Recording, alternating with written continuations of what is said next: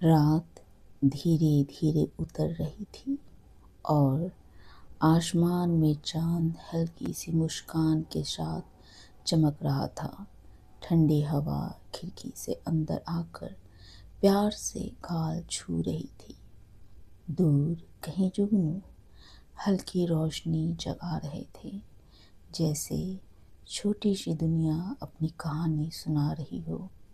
तुम अपनी आंखें बंद करते हो और सपनों का दरवाज़ा खुलने लगता है। हर सांस के साथ मन हल्का होता जाता है। अब एक शांत जंगल का सोचो, जहाँ हर पेड़ और पत्ता तुम्हें सुलाने के लिए गीत गा रहा है। धीरे धीरे तुम गहरी नींद में खो जाते हो। एक छोटे से गांव मीठापुर के किनारे एक पुरानी हवेली थी। लोग उसे काली हवेली कहते थे। हवेली सालों से वीरान पड़ी थी और गांव वालों का मानना था कि वहाँ भूतों का साया है। सूरज ढलते ही कोई भी उस तरफ जाने की हिम्मत नहीं करता था। कहानी शुरू होती है राहुल से, जो शहर से अपने दादा के घर छुट्टियां बिताने आया था। राहुल पढ़ा लिखा और आधुनिक सोच वाला लड़का था। उसे भूत प्रेत जैसी बातों पर बिल्कुल भी विश्वास नहीं था। एक शाम जब गांव के कुछ लड़के आपस में बातें कर रहे थे, तो उनमें से एक ने कहा, अगर किसी में हिम्मत है तो आज रात काली हवेली में जाकर दिखाओ। सब चुप हो गए। तभी राहुल हंसते हुए बोला, बस इतनी सी बात, मैं चला जाऊंगा। गांव वाले डर गए। उन्होंने राहुल को बहुत समझाया, बेटा वहां मत जाना, जो भी गया है वापस नहीं आया, या फिर पागल हो गया क्या। लेकिन राहुल नहीं माना। उसने तय कर लिया कि वह आज रात हवेली में जाएगा और सबको साबित करेगा कि भूत जैसी कोई चीज नहीं होती। रात के करीब 10 बजे राहुल टॉर्च और एक कैमरा लेकर हवेली की ओर निकल पड़ा। आसमान में बादल छाए हुए थे और हल्की हवा चल रही थी। जैसे ही वह हवेली के पास पहुंचा, एक अजीब सन्नाटा उसे महसूस हुआ।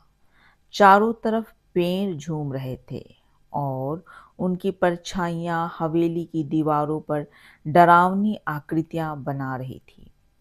हवेली का दरवाजा आधा टूटा हुआ था। राहुल ने उसे धीरे से धक्का दिया। क्रैं की आवाज के साथ दरवाजा खुला। अंदर घुप अंधेरा था। राहुल ने टॉर्च ऑन की और अंदर कदम रखा। अजीब सी घटनाएं शुरू होना स्टार्ट होती है। जैसे ही राहुल अंदर गया, उसे लगा जैसे कोई उसे देख रहा है। उसने पीछे मुड़कर देखा, कोई नहीं था। शायद मेरा वहम है, उसने खुद से कहा। अचानक ऊपर से कुछ गिरने की आवाज आई। ठैक! राहुल चौंक गया। उसने टॉर्च ऊपर की ओर घुमाई, लेकिन वहां कुछ भी नहीं था। फिर उसे धीमी धीमी फुसफुसाहट सुनाई देने लगी। वापस जाओ, वापस जाओ। राहुल ने आवाज को नजरअंदाज किया और आगे बढ़ता रहा। हवेली के अंदर एक बड़ा सा कमरा था, जिसमें एक पुराना आईना रखा था। आईना धूल से भरा हुआ था। राहुल ने जैसे ही आईने को साफ किया, उसमें उसने अपना ही चेहरा देखा। लेकिन अचानक उसके पीछे एक आकृति दिखाई दी। वह तुरंत पीछे मुड़ा। कोई नहीं था। फिर उसने दोबारा आईने में देखा। इस बार वह आकृति गायब थी। अब राहुल थोड़ा डरने लगा था। अचानक कमरे का दरवाजा जोर से बंद हो गया। धड़ाम! राहुल घबरा गया। उसने दरवाजा खोलने की कोशिश की, लेकिन वह नहीं खुला।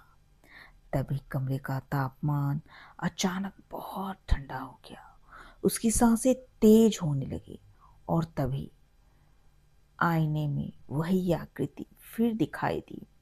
इस बार साफ, एक औरत सफेद साड़ी में, बाल बिखरे हुए, आंखें पूरी तरह काली। वह धीरे धीरे राहुल की ओर बढ़ रही थी, लेकिन सिर्फ आईने में।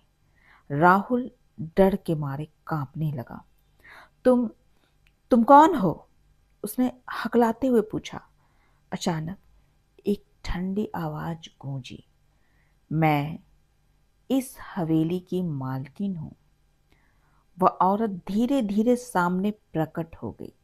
उसने बताया कि सालों पहले इस हवेली में एक अमीर जमींदार रहता था। उसने अपनी पत्नी को धोखा दिया और उसकी हत्या कर दी।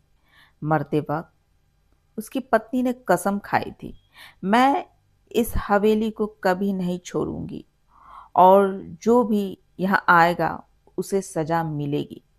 तब से उसकी आत्मा यही भटक रही थी। भूत ने राहुल से कहा, तुम यहाँ क्यों आए हो? राहुल ने डरते हुए जवाब दिया, मैं बस यह साबित करना चाहता था कि भूत नहीं होते हैं। भूत जोर से हंसी। अब क्या लगता है तुम्हें? राहुल चुप रहा। भूत ने कहा, तुम्हें यहां से जाने का एक मौका दूंगी, लेकिन एक शर्त पर। क्या? राहुल ने पूछा।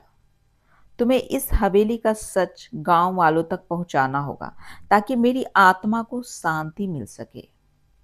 राहुल ने कहा, हाँ, मैं सबको बता दूंगा। अचानक दरवाजा अपने आप खुल गया।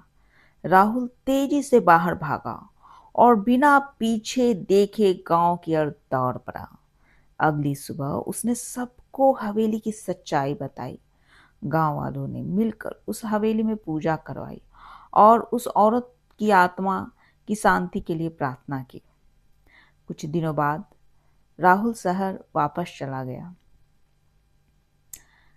एक रात उसने अपने कमरे के आईने में देखा, वही औरत उसके पीछे खड़ी थी और इस बार वह मुस्कुरा रही थी। कुछ जगहें सिर्फ ईंट और पत्थर नहीं होते, उनमें छुपे होते हैं अधूरे वादे, दर्द और आत्माएं। और कभी कभी वे आपका पीछा कभी नहीं छोड़ती।